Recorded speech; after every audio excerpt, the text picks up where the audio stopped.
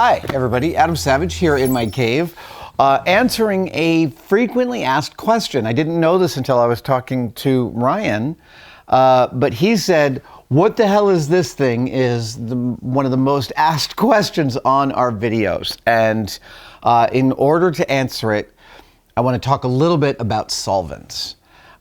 Solvents are a key part of any physical maker's shop. And I'm talking like isopropyl alcohol, mineral spirits, acetone, Bastine, contact cement thinner.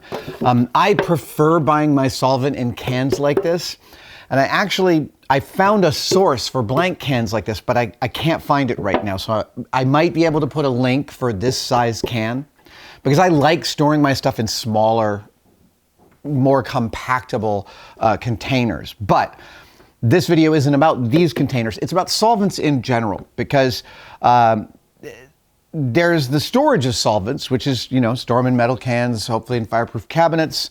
But then there's the access to them, right? Because if I just need a little tiny bit of Bastine, cracking this open and pouring a bunch out, I'm going to lose a bunch, I'm going to waste a bunch, and I'm going to off-gas a bunch into the room. And that's where this thing comes in. And in order to talk about this thing, I'm going to bring out my Bible. Not a real Bible, not a real holy book. I cast no disparagement on anyone's relationship to the infinite. My Bible is this, the McMaster-Carr catalog. And a new one just showed up, which I'm very excited about. And to find this device, we crack this open so this is issue 128. The page numbers may be different in past issues. And we are on page 1891, item number 4321T4. And this is a push to dispense bottle for flammable liquids. Tom Sachs turned me on to this, and I have two of these. I've only ever used one, and it's for acetone, which for me has turned out to be one of the most important ubiquitous solvents for the kind of solvent access I need all the time. It's great for removing stickers. It's fabulous for cleaning the gunk off of aluminum that I'm machining or polishing. It's great for soaking. I mean, all around, this acetone is my favorite solvent. But acetone is nasty stuff. It smells bad. It off-gases. You don't want to be breathing its fumes all the time. And this container, man, is phenomenal. It keeps the acetone in. Oh, there's a little tiny leakage. It keeps the acetone in here and you don't smell it. And frankly, I fill this up like once a year. That's kind of how much acetone I might go through. So it's super useful. There is a little bit of leakage, yes, but when you want to dispense it, you simply push this down and you can pour out more. I'm not gonna do a whole bunch more, but you get the picture. I apologize for this video because these are not cheap. These are like 60 bucks. I realize that's a lot of dough.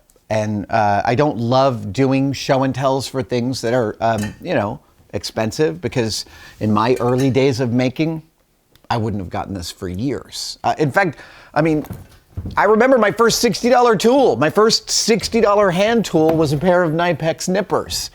So yeah. If you have other solvent dispensers that you like, I would love to know about them in the comments. And there's one that I think you're going to bring up right away. Hold on, I'll be right back. Where is it? Oh, I don't have one. Okay. There is a type of solvent dispenser for weld bonds that is like a little clear polyethylene with a bowl at the top, and when you push down on it, it pumps just a little liquid into that bowl. Those are terrific for doing things like applying small pieces of styrene to a spaceship model. I find they're not good for storage of solvents. They're not airtight, and you put a bunch of solvent in there, and a week later it's just gone, which means you've just let it off gas into the shop. It's not great.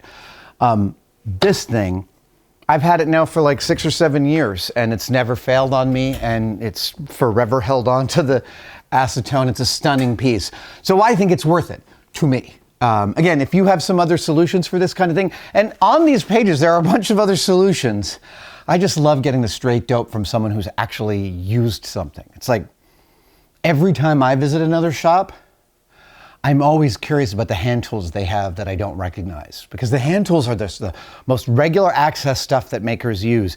And when someone's using something that I haven't seen before, and it's part of their regular process, it means that it could be something really useful. This is one of my favorite ways of information exchange. All right. I think that's all I could say about the $60 acetone dispenser. Thank you guys for joining me for this show and tell. And yeah, keep putting your questions in and we will get to them. We will get to them. Thanks, guys. See you next time.